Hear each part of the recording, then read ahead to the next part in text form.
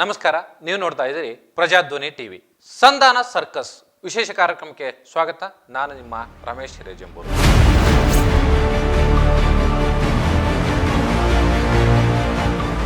ಸಂಧಾನ ಸರ್ಕಸ್ ಬಿಜೆಪಿಯಲ್ಲಿ ಈಗಾಗಲೇ 2-3 ಬಣಗಳಾಗ್ಬಿಟ್ಟಿದ್ದಾವೆ.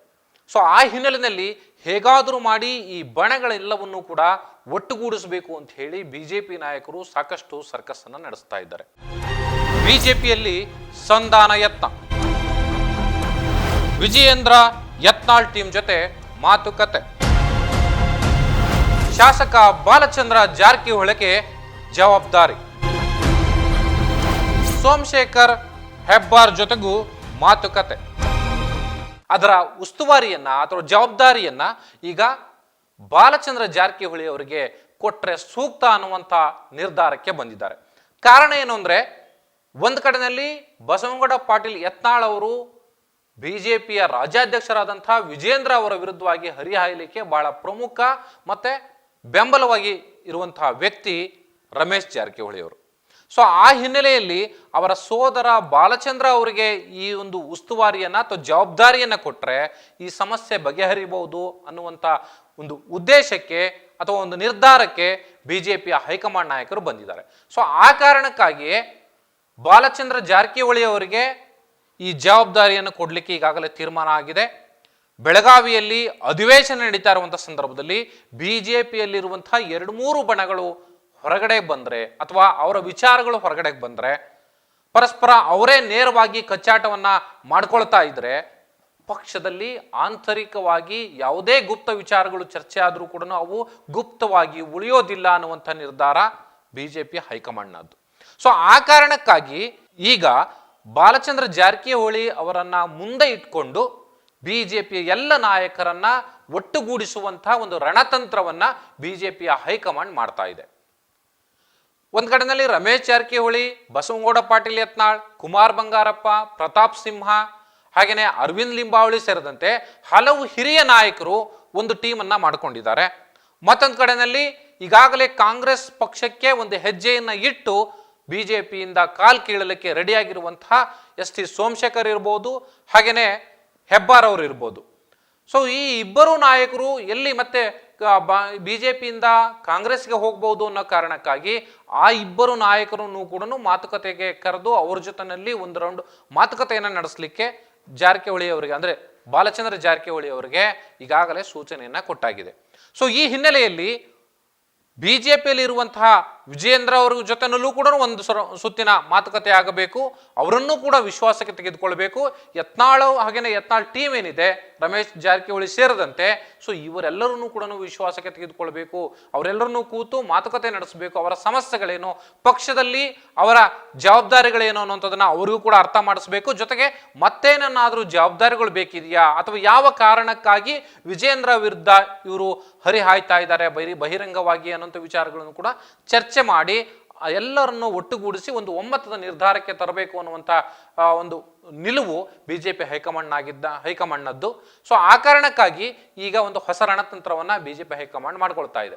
ಇಲ್ಲಿ ಬಹಳ ಪ್ರಮುಖವಾಗಿ ಯತ್ನಾಳ್ ಅವರು ನೇರವಾಗಿ ವಿಜೇಂದ್ರ ವಿರುದ್ಧ ಹರಿಹಾಯ್ದ್ರೂ ಕೂಡ ಇಲ್ಲಿ ಹೈಕಮಾಂಡ್ ಯತ್ನಾಳ್ ಅವರ ಒಂದು ಕಾರ್ಯಕ್ಕೆ ಶ್ಲಾಘನೆಯನ್ನ ಮಾಡಿರುವಂಥದ್ದು ಬಹಳ ಆಶ್ಚರ್ಯವನ್ನು ಉಂಟು ಮಾಡ್ತಾ ಇರುವಂಥದ್ದು. ಇಡೀ ಕರ್ನಾಟಕದ ಬಿಜೆಪಿ ಕಾರ್ಯಕರ್ತರು ಯತ್ನಾಳ್ ಅವರ ವಿರುದ್ಧವಾಗಿ ಹೈಕಮಾಂಡ್ ಯಾವುದೋ ನಿರ್ಧಾರವನ್ನು ಕೈಗೊಳ್ಬಿಡುತ್ತೆ, ಅವರನ್ನ ಪಕ್ಷದಿಂದ ಹೊರಹಾಕಲಾಗುತ್ತೆ ಅಥವಾ ಅವರಿಗೆ ಶಿಕ್ಷೆಯನ್ನ ವಿಧಿಸಲಾಗುತ್ತೆ ಪಕ್ಷದೊಳಗಡೆ ಅನ್ನುವಂಥ ಚರ್ಚೆಗಳು ಇದ್ದವು. ಆದರೆ ಅವೆಲ್ಲವೂ ಕೂಡ ಈಗ ಸುಳ್ಳಾಗಿದ್ದಾವೆ. ಸ್ಪಷ್ಟವಾಗಿ ಬಿಜೆಪಿಯ ಹೈಕಮಾಂಡ್ ನಾಯಕರು ಬಸವನಗೌಡ ಪಾಟೀಲ್ ಯತ್ನಾಳ್ ಅವರು ವಕ್ಫ್ ವಿಚಾರದಲ್ಲಿ ಇಡೀ ರಾಜ್ಯವನ್ನ ಸುತ್ತಾಟವನ್ನ ನಡೆಸಿ, ಸೊ ಅಲ್ಲಿ ಎಲ್ಲೆಲ್ಲಿ ಏನೇನು ಆಗಿದೆ ಅಥವಾ ಏನೇನು ಸಮಸ್ಯೆಗಳಾಗಿದೆ, ಯಾವ ರೈತರಿಗೆ ಏನು ಸಮಸ್ಯೆ ಆಗಿದೆ ಅನ್ನುವಂಥದ್ದನ್ನ ಈಗಾಗಲೇ ಪತ್ತೆ ಹಚ್ಚಿ ಒಂದು ಅಂತಿಮವಾದಂಥ ರಿಪೋರ್ಟ್ ಅನ್ನ ಅಥವಾ ವರದಿಯನ್ನ ಸಿದ್ಧಪಡಿಸಿದ್ದಾರೆ ಯತ್ನಾಳ್ ಅವರು. ಆ ವರದಿಯನ್ನ ಬಿಜೆಪಿಯ ಹೈಕಮಾಂಡ್ ನಾಯಕರಿಗೆ ಅಥವಾ ಕೇಂದ್ರ ಜಂಟಿ ಸದನ ಸಮಿತಿಗೆ ಕೊಟ್ಟು ಬಂದಿದ್ದಾರೆ. ಕೇಂದ್ರದ ಜಂಟಿ ಸದನ ಸಮಿತಿ ಯತ್ನಾಳ್ ಹಾಗೂ ಕುಮಾರ್ ಬಂಗಾರಪ್ಪ ಅಥವಾ ರಮೇಶ್ ಜಾರಕಿಹೊಳಿ ಈ ಟೀಮ್ ಏನು ಕೆಲಸವನ್ನ ಮಾಡಿದೆ ಆ ಕೆಲಸವನ್ನ ಮೆಚ್ಚಿಕೊಂಡಿದೆ, ಶ್ಲಾಘನೆ ವ್ಯಕ್ತಪಡಿಸಿದೆ. ಸೊ ಆ ಹಿನ್ನೆಲೆಯಲ್ಲಿ ಎಲ್ಲರೂ ಮಾಡ್ತಾ ಇರುವಂಥದ್ದು ಬಿಜೆಪಿಯ ಅಭಿವೃದ್ಧಿಗಾಗಿ. ಆದರೆ ವೈಯಕ್ತಿಕ ವಿಚಾರಗಳನ್ನ ಮುನ್ನೆಲೆಗೆ ತಂದುಕೊಂಡು ಕಿತ್ತಾಟವನ್ನು ನಡೆಸುವಂಥದ್ದು ಬೇಡ, ಬಣಗಳಾಗುವಂಥದ್ದು ಬೇಡ.